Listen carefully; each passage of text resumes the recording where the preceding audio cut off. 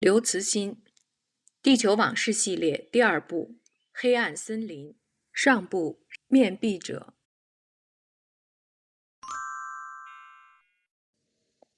张元朝的儿媳临产了，已经进了分娩室，一家人紧张地待在候产室里。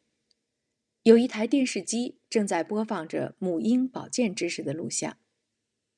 张元朝觉得这一切有一种以前没有感觉到的温暖的人情味儿。这种刚刚过去的黄金时代留下来的温馨，正在被日益严酷的危机时代所磨蚀。杨进文走了进来，张元朝第一眼看见他时，以为这人是借着这个机会来和自己修复关系的。但是从他的神色上，很快知道了不是那么回事儿。杨进文招呼不打，拉起张元朝就走出了候产室，来到医院的走廊里。杨进文问：“你真的买了逃亡基金？”张元朝转头不理他，那意思很明白，这事儿与你何干？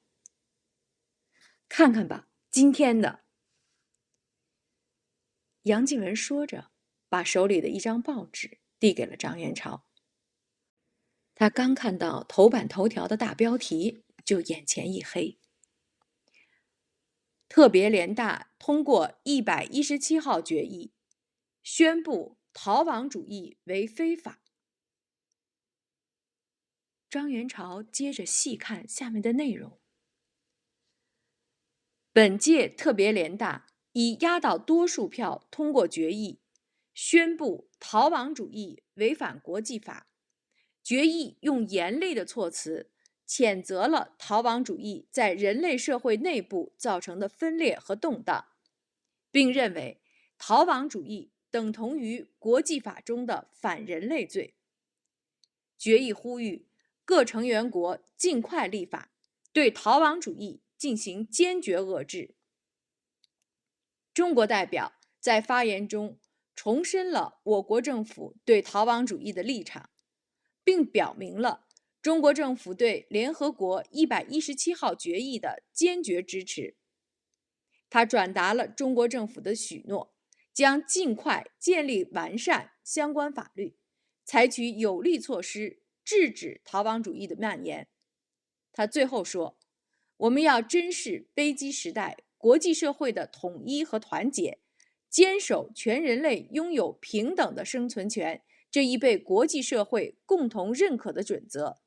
地球是人类共同的家园，我们绝不能抛弃它。啊，这为什么呀？老张看着杨进文，茫然地问：“这还不清楚吗？你只要仔细想想就能知道，宇宙逃亡根本不可能实现。关键是谁走谁留啊！这不是一般的不平等，是生存权的问题。不管是谁走，精英也好，富人也好，普通老百姓也好，只要是有人走有人留，那就意味着人类最基本的价值观和道德底线的崩溃。人权和平等观念已经深入人心，生存权的不公平是最大的不公平。被留下的人和国家绝不可能看着别人踏上生路而自己等死，双方的对抗会越来越极端，最后只能是世界大乱，谁也走不了。联合国这个决议很英明的。我说老张，你花多少钱啊？张元朝赶紧拿出手机，拨了石小明的电话，但对方已经关机了。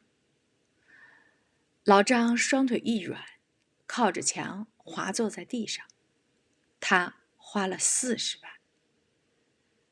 赶紧报警吧！还好，那姓史的小子不知道老苗已经打听到了他爸的工作单位，这骗子肯定跑不了的。张元朝只是坐在那里叹息摇头。人能找到，钱不一定能拿回来呀，这可让我怎么向一家子人交代呀？一声啼哭传来，护士喊道：“19号，男孩！”张元朝猛跳起来，朝着候产室跑去。这一刻，其他的一切都微不足道了。也是在老张等待的这30分钟里，地球上还有1万个婴儿出生。如果他们的哭声汇在一起，那肯定是一曲宏伟的合唱。